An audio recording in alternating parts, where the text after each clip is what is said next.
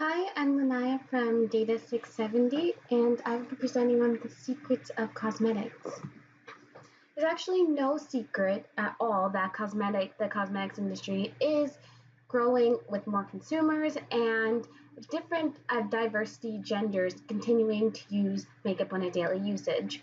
A lot of the people who do use cosmetics do so on daily or weekly bases.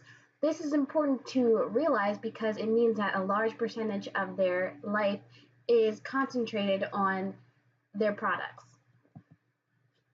I think what our real issue is and what we have to analyze now, though, is what is under the cosmetic industry and what's happening. It's very, the cosmetic industry has protected itself. It's actually very unknown information, and I would like to explore it. So, you look at a cosmetics brand and you look at the ingredients, and a majority of them only have to reveal and do reveal the ingredients that they deem necessary or think are going to boost sales. Why is this though? With a $445 billion industry in which sales are booming and consumers are growing, there's minimal FDA regulations to enable cosmetic companies that enables cosmetic companies to hide information about their ingredients list.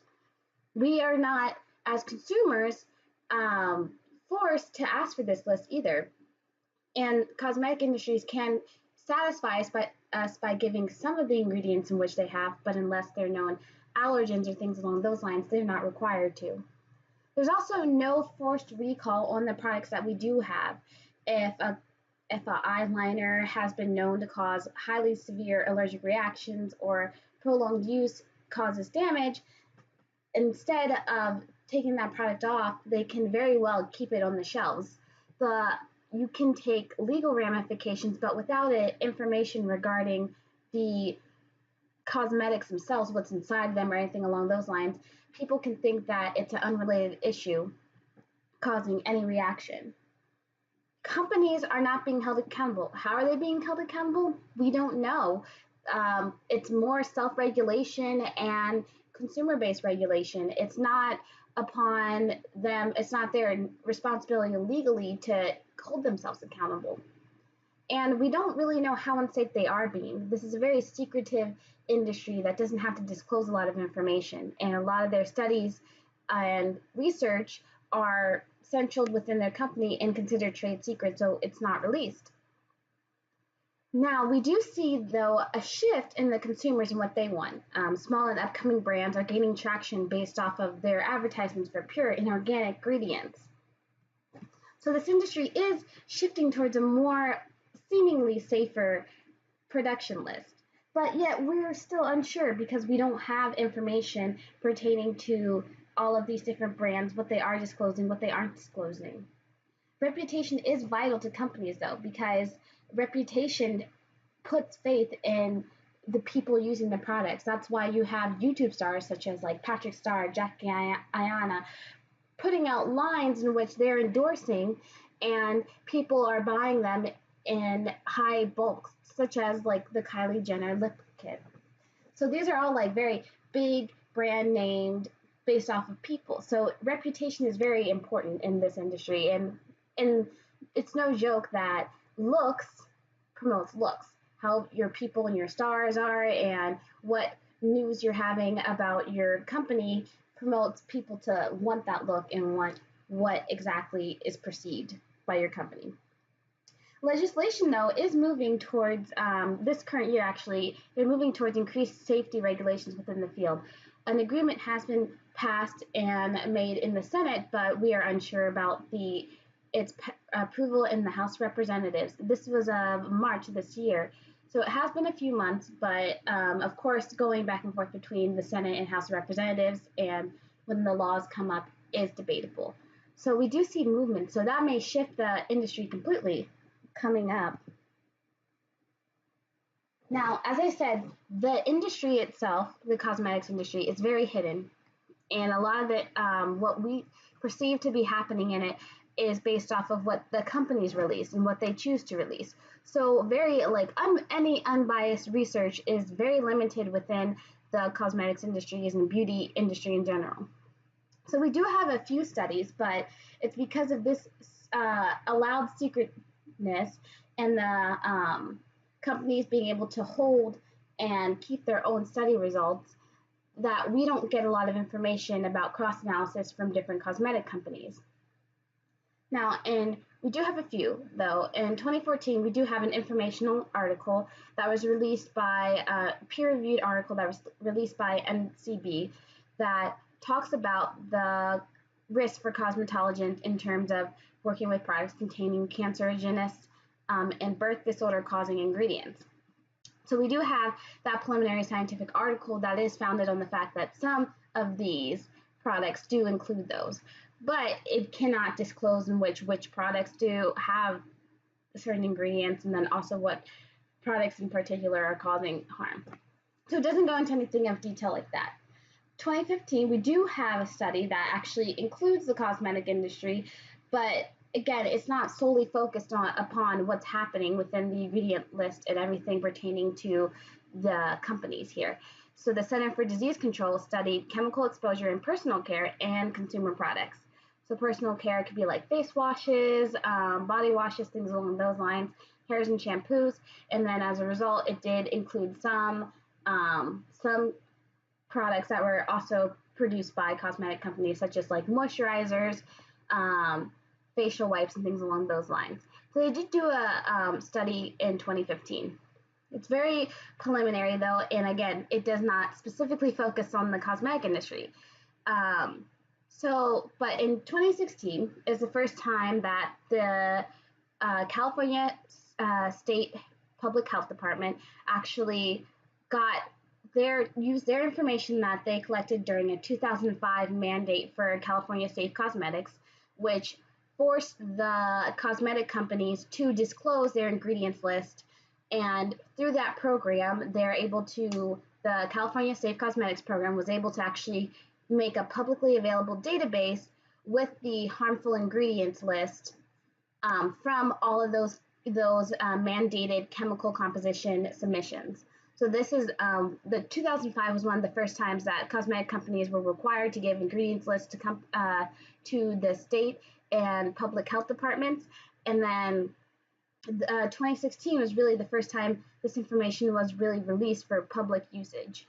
And they made a summary report related to the in California ingredients mandate, but it was very, very lackluster and more talked about what chemicals are being used the most and like about what was harmful about the chemicals, more of a public service announcement that also had some of the very rudimentary key facts within the data set. There was no deep analysis, no pointing out certain companies that had the most amount of harmful chemicals or anything along those lines.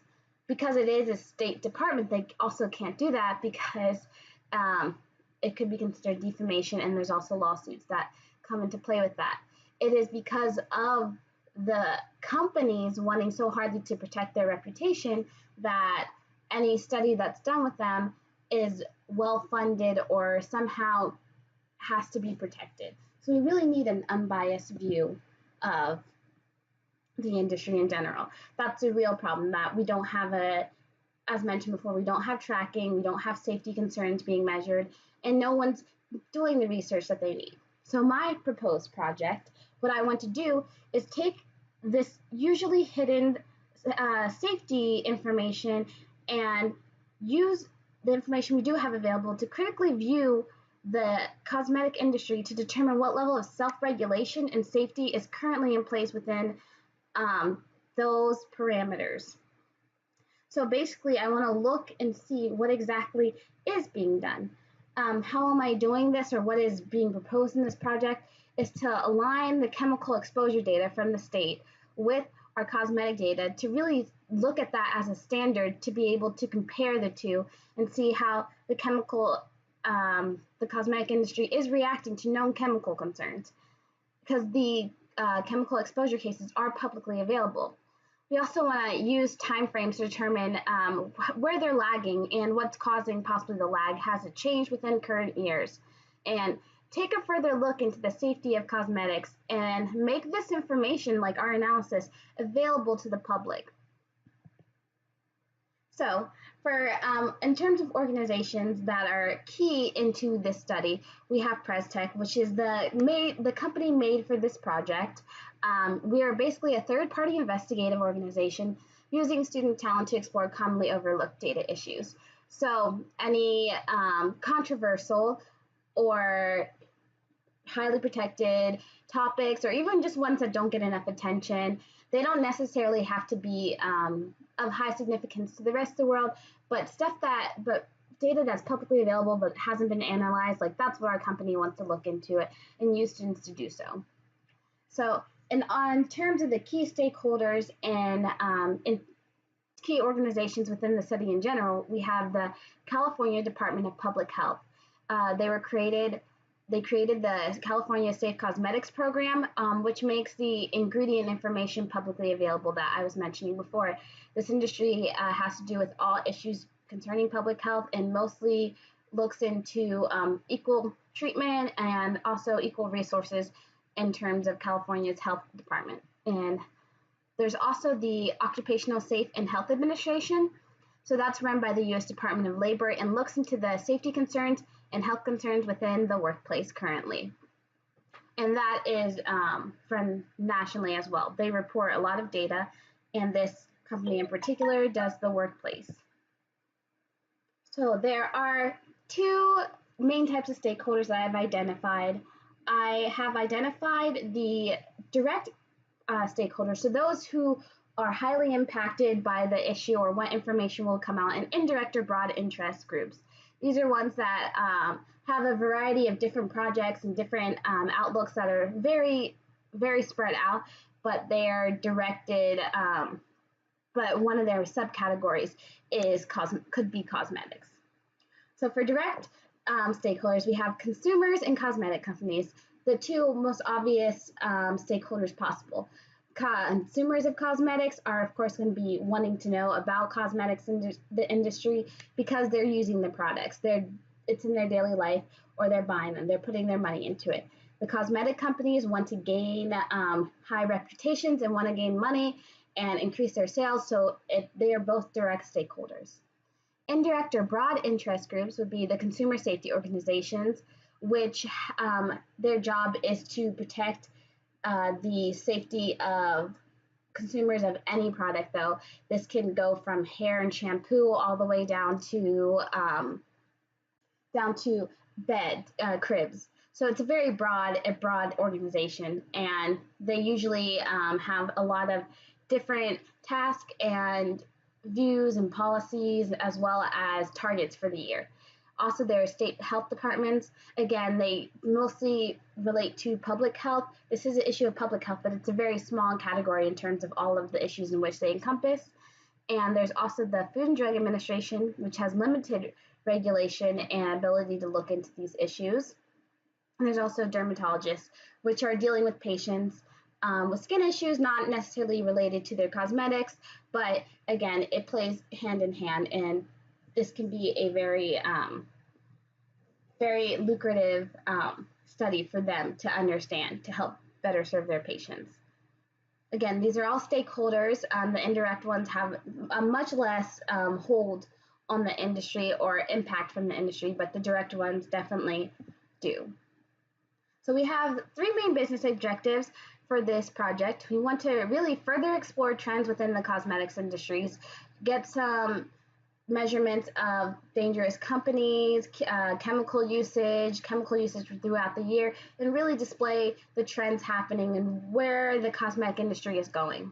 We also want to determine linkage between potentially harmful cosmetic chemicals and chemical exposure cases. So we want to see how the cosmetic industry is related to those chemical exposure cases, even on the basis of, oh, well, how many cosmetic industries have had chemical exposure cases and vice versa.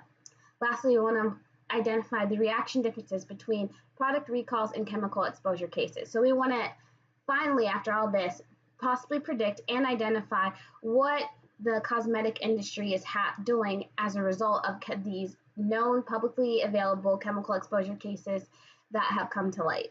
If they are removing products or if they're letting their products stay the same until possibly laws are being made in order to excel chemicals. For this main project, we have two main hurdles to overcome. We need to align chemical names, which is a hurdle because the chemical names are written in both their common form and they're more scientific. They're scientific names. So there is a way to convert between the two. It's very easy, and there's tons of places in order to get this information, but that does have to be made. There's some of the codes relate to scientifically available data sets or on the main website, so those have to be linked in as well. I've done preliminary alignments already, and the common names have been showing up. So if that's the case and they continue to do so, then that alignment doesn't have to happen with the third data set, just for the proper chemical names to get them in the same language, essentially. And then also we have to combine the OSHA data sets into one file or one table. So they're in XML and CSV files. There can be some problems in terms of the determined variable sizes when putting them together. There's a difference between around 2012 and the data coming from 2012 and up in terms of how many characters are within each row. So that has to be fixed in order to combine the two data sets together. For this project in general, I made a few key performance indicators which are based off of our project and to keep our project on track. So we need to do resource utilization. So how much time are we spending researching how to fix the problem as opposed to actually fixing the problem or doing the task? So how much time are we looking at possible prediction models versus actually building prediction models? So we need to see where our time is being more spent so that we know if we need to cut back on research and give more towards action, or cut back on action and build more research. We also need to determine our budgeted cost of work scheduled. So for this, it's mostly our hours that we're using and a standard rate in order to see like how much are we actually scheduling for tasks. Is that too little? And then we're going to compare that against our third key performance indicator, which is the actual cost of work performed. So that's the actual amount of hours multiplied by that standard rate in order to compare how well we're planning versus the actual hours of work.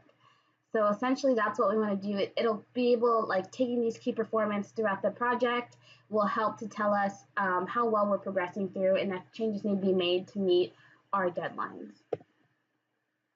So in terms of work completed so far, we've already researched the companies and data sets and done the project proposal.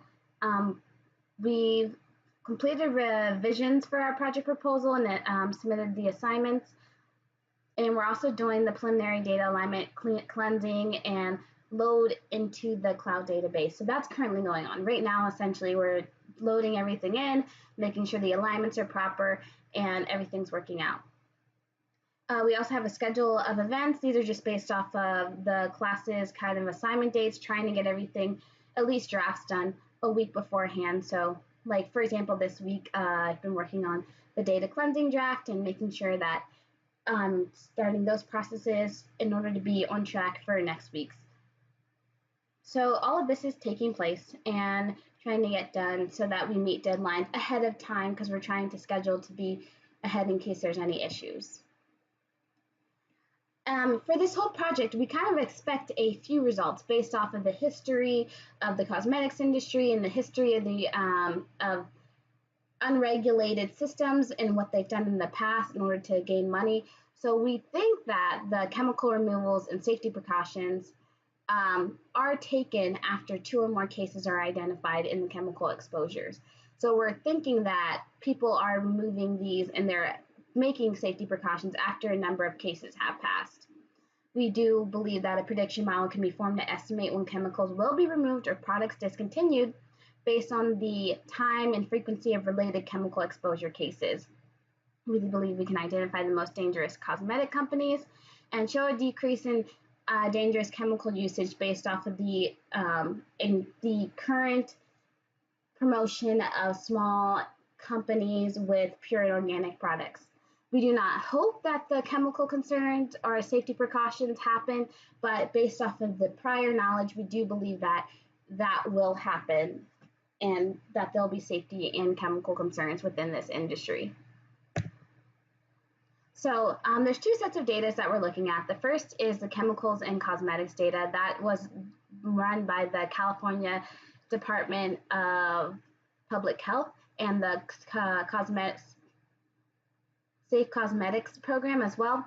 There's over 88,000 rows. It has information on brands, chemicals, and their tracked usage. So basically tells you what brands are using what dangerous chemicals, when they're being removed or recalled, and things along those lines. This data expands from 2009 to 2018, the publicly shared data set. Again, the original study was from 2005 to 2016, so we're looking at a more updated view of the data. And then we also have the chemical exposure in the workplace data set, where there's over 500,000 rows, and it looks at all chemical exposure cases across America. And this is all reported by the United States Department of Labor, the OSHA organization.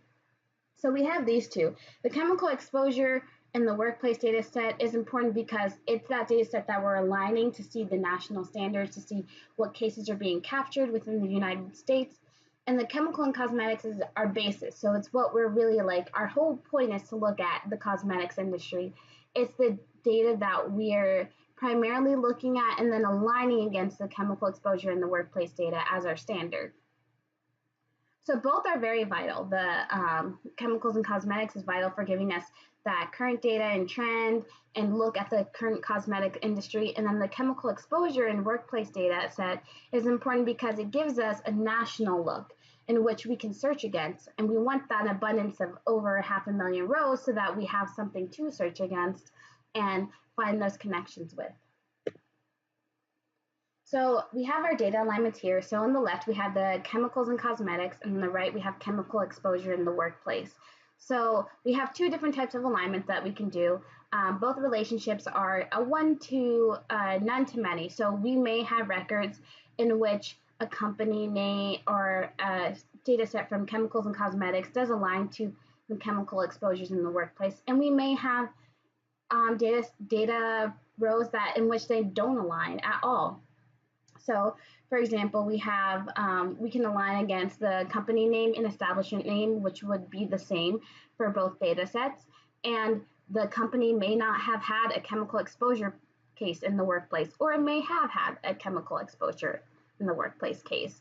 So we're looking at that. And then we're also looking at chemical names. So some chemicals may have those exposure cases and we may be able to align them, but then it is possible that certain chemicals that are less used or that are exclusive to the cosmetic industry and have caused no known problems may not be in the chemical exposure in the workplace. So we're looking at those two different rows to see in which way we can align the cosmetics into the chemical exposure in the workplace. And we're aligning in two different ways, which will give us two different analyses, which are both helpful. So one will give us how many incidents has the cosmetics industry had, and another one will give us how many incidents have those chemicals that they're using been a part of. So in the end, what we're really trying to target is the date of the end of chemical usage. So whether it's continued, updated, or removed, we want to see when those changes are happening. And that's our target, especially when we're building our prediction model. That's what we want to predict, when the chemical usage will happen or a chemical will be removed and if it will be removed. We can look at it in a binary sense, or we can look at it in a see if predicting date time or date differences. Again, here's a closer look at the two data sets. So right now I'd ask further questions, but I really, since this is not a live presentation, there will be, sadly, no further questions, but we do need to look into this industry because it's so hidden. So our overall scope is that the cosmetics industry is secret. Millions of people use it. There are billions of dollars in sales. It's an important part of the United States in general, but we want to make sure that it's being safe. And we need to be the organization that takes a critical view at the cosmetics industry and lets this information become public knowledge as opposed to letting this information be hidden. So that essentially is what the project is about. And I thank you for your time. Again, this is Lanaya Preston.